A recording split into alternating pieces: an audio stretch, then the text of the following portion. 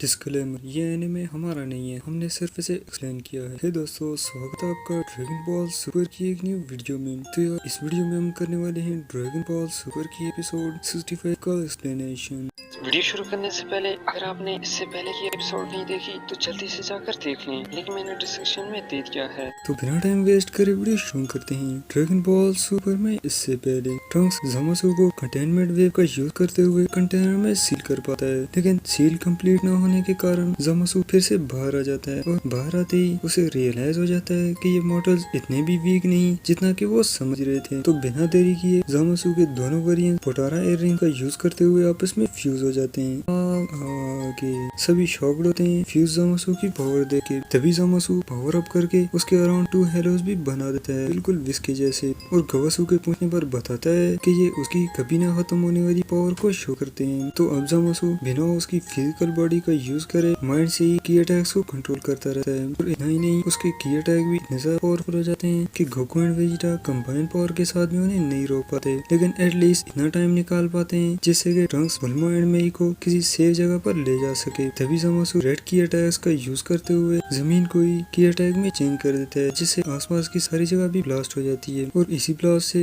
इनका underground hide out भी destroy हो जाता है। लेकिन प्लस पॉइंट ये रहता है कि सभी लोग टाइमली वहाँ से एस्केप कर पाते हैं। ट्रंक्स मेई एंड बुल्मा को सेफ प्लेस पे छोड़कर सभी लोगों को भी बुल्मा के पास जाने को बोलता है, जबकि यहाँ गोकू एंड वेजिटा भी किसी तरह खुद को सेव कर पाते हैं उस धमाके से। तभी गवासू गोकू एंड वेजिटा के पास आकर बताता है कि ज़मासू उन दोनों के साथ से खेल रहा है, उसकी पावर आउट ऑफ कंट्रोल हो चुकी है, इसलिए बेहतर यही होगा कि वो दोनों बुल्मा को लेकर वापस पास में चले जाएं। अब इसको रोकना सिर्फ उसी की रिस्पॉन्सिबिलिटी है, क्योंकि उसकी गलती के कारण ये सब हुआ। लेकिन गोकू एंड वेजिटा बताते हैं कि अगर वो दोनों मिलकर भी उसे नहीं रोक पा रहे तो गवासू उसका कुछ भी नहीं बिगाड़ पाएगा, इसलिए जो भी हो जाए वो ज़मासू को खत्म किए बिना यहाँ से नहीं जाएंगे। एंड फिर से चार्ज हो जाते हैं ज़मासू के ऊपर, पर इस सब का कोई भी फायदा नहीं होता। एंड अब ज़मासू उसकी पावर को और भी ज्यादा बढ़ा देता है, जिस कारण पूरी अर्थ पे ही नेचुरल डिजास्टर क्रिएट होने लगते हैं। तभी वो दो ही की अटैक से गोकू एंड वेजिटा को भी ओवर पावर कर देता है। सुप्रीम काइज भी और ज्यादा डर जाते हैं कि कोई भी जिंदा नहीं बच पाएगा, लेकिन यहाँ गोकू एंड वेजिटा फिर भी हार नहीं मानते। ज़मासू भी इम्प्रेस होता रहता है सेंस की हिम्मत देके। एंड अब गोकू एंड वेजिटा बताते हैं ज़मासू को कि वो दोनों फाइट को लेकर अब तक पूरी तरह सीरियस ही नहीं हुए थे,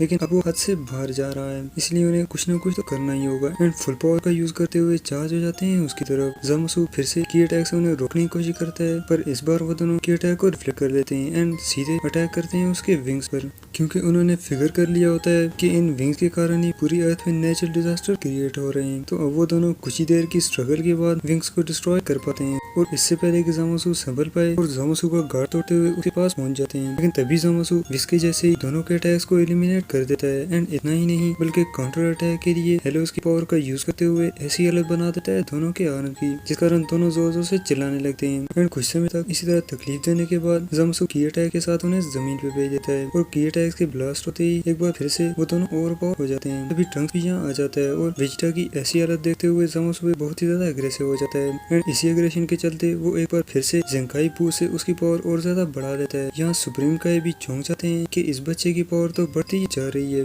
तभी ट्रंक्स डायरेक्टली ज़मासू के गार्ड को सरपास करते हुए फुल पावर अटैक करता है, लेकिन इसका भी कुछ फायदा नहीं होता। ज़मासू भी इस सब खेल से तंग आ गया होता है, तो वो फुल पावर की अटैक करता है ट्रंक्स को मारने के लिए, लेकिन कैसे भी करके ट्रंक्स उस सब को सहन कर पाता है। लेकिन तब भी ट्रंक्स हार नहीं मानता एंड लोगों के दर्द को फील करते हुए एक बार फिर से खड़ा हो जाता है, और उसके जख्मों को पूरी तरह इग्नोर करते हुए फुल पावर गैरीगन प्रिपेयर करने लगता है। ट्रंक्स की बढ़ती हुई ताकत को देख के ज़मासू को भी मजबूरन उसकी फिजिकल बॉडी का यूज करना पड़ता है काउंटर अटैक प्रिपेयर करने के लिए। देन दोनों अटैक्स को लॉन्च कर देते हैं। ट्रंक्स कुछ समय तक तो उसके अटैक को होल्ड कर पाता है, लेकिन तभी ज़मासू खेलना बंद करके फुल पावर इसी की अटैक में डाल देता है, जिस कारण ट्रंक्स पीछे को पुश होने लगता है। लेकिन तभी वेजिटा भी खड़ा हो जाता है, और आज फर्स्ट टाइम वेजिटा उसके ईगो को इग्नोर करते हुए अप्रिशिएट करता है ट्रंक्स को। एंड गैरिक गन प्रिपेयर करते हुए ज़मासू को बताता है कि वो शाही फैमिली को कम समझने की गलती कर रहा है, और ट्रंक्स के साथ गैरिक गन को कंबाइन कर देता है। ज़मासू एक बार फिर से शॉक्ड हो जाता है कि वो फ्यूज होने के बाद भी मॉडल्स को ओवर पावर नहीं कर पा रहा। एंड कुछ ही देर की स्ट्रगल के बाद Trunks and Vegeta over power कर देते हैं ज़मासू के अटैक को, लेकिन इनविंसिबिलिटी के चलते ज़मासू इस सब को सहन कर लेता है। पर ज़मासू के हाथ कांपने लगते हैं, ये सोच करके कि आखिर ये दोनों मरते क्यों नहीं। लेकिन तभी वो देखता है कि ट्रंक्स एंड वेजिटा ने इस अटैक में उनकी सारी पावर का यूज कर दिया है, तो वो मौका देखते हुए ट्रंक्स को खत्म करने की कोशिश करता है। लेकिन तभी वेजिटा उस अटैक को ट्रंक्स तक पहुंचने ही नहीं देता और बुरी तरह से इंजर्ड हो जाता है। ट्रंक्स को उसकी आंखों पे यकीन नहीं हो रहा होता कि कभी वेजिटा भी किसी और के लिए खुद को कुर्बान करेगा, कुछ सोच भी नहीं सकता। तो अब ज़मासू की बार बार प्रिपेयर करने लगता है कि इस बार वो उन दोनों को एक ही साथ मिटा देगा, लेकिन तभी वो दूसरी तरफ देखते ही चौंक जाता है क्योंकि यहाँ गोकू फिर से रेडी होता है फाइट के लिए। तो गोकू ज़ामसू को चैलेंज करते हुए बताता है कि उसे शर्म आनी चाहिए कमजोरों को मारने में, अगर उसमें हिम्मत है तो उस पर अटैक करे। एंड गार्ड कामयाबियां प्रिपेयर करने लगता है। ज़ामसू भी गोकू के जोश को देखते हुए उसकी पूरी ताकत को एक ही बॉल में इकट्ठा करके चार्ज कर देता है गोकू की तरफ। बट सरप्राइजिंगली गोकू फ्यूज ज़ामसू के फुल पावर एनर्जी बॉल को भी काउंटर कर पाता है, जिस कारण ज़ामसू को और भी पावर का यूज करना पड़ता है कामयाबियां को पुश करने के लिए। लेकिन बॉल को इतना बड़ा करने के बाद भी कामयाबियां को पीछे नहीं पुश कर पाता। वो शॉक्ड होते हुए बोलता है कि पहले तो ब्लैक अकेला ही उस पर भारी पड़ रहा था, पर अब वो कैसे उन दोनों की कंबाइंड स्ट्रेंथ को टक्कर दे पा रहा है। तो गोकू बताता है कि अब वो इस सबसे तंग आ चुका है, इसलिए अब कोई भी खेल नहीं होगा। एंड कामयाबियां को इस लेवल पे ले जाता है जो आज से पहले कभी भी गोकू ने नहीं यूज किया होता। एंड अब कुछ ही देर की स्ट्रगल के बाद अल्टीमेट कामयाबियां एनर्जी बॉल को बीच से क्रॉस कर जाता है। ट्रंक्स भी शॉक्ड होता है कि उन दोनों ने मिलकर भी काफी स्ट्रगल के बाद ज़ामसू को ओवरपावर किया था, पर गोकू ने अकेले ही उसे रिफ्लेक्ट कर दिया। इस अटैक से गोकू काफी ज्यादा थक गया होता है, लेकिन तभी धुआं हटते ही गोकू नोटिस करता है कि ज़ामसू की राइट साइड पे उसके अटैक ने काफी सारा असर छोड़ा होता है। गोकू तुरंत ही समझ जाता है कि ब्लैक के साथ फ्यूज होने से अब ज़ामसू कम्प्लीटली इनविंसिबल नहीं रहा,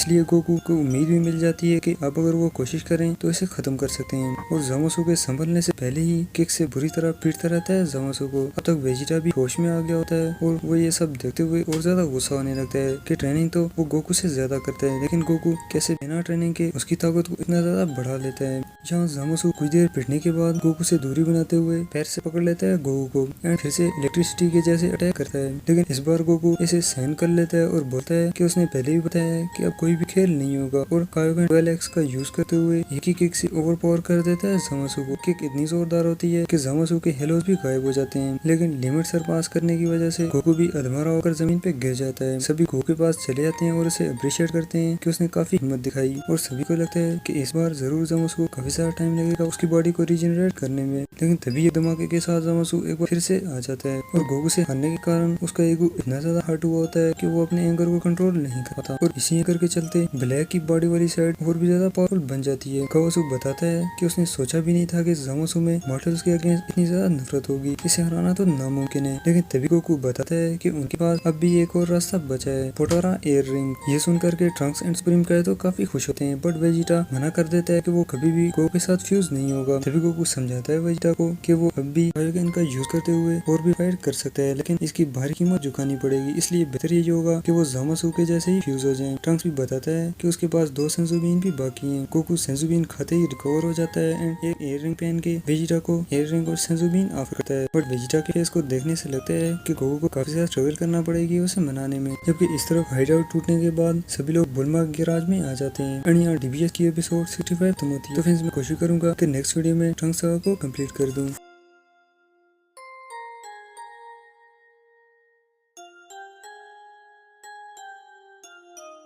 कैसी लगी कमेंट्स में जरूर बताना। लाइक शेयर और चैनल को सब्सक्राइब करना भी मत भूलिएगा, क्योंकि इससे जब भी मैं नई वीडियो डालूंगा आपको नोटिफिकेशन मिल जाएगा। मिलते हैं नेक्स्ट वीडियो में, तब तक के लिए टेक केयर।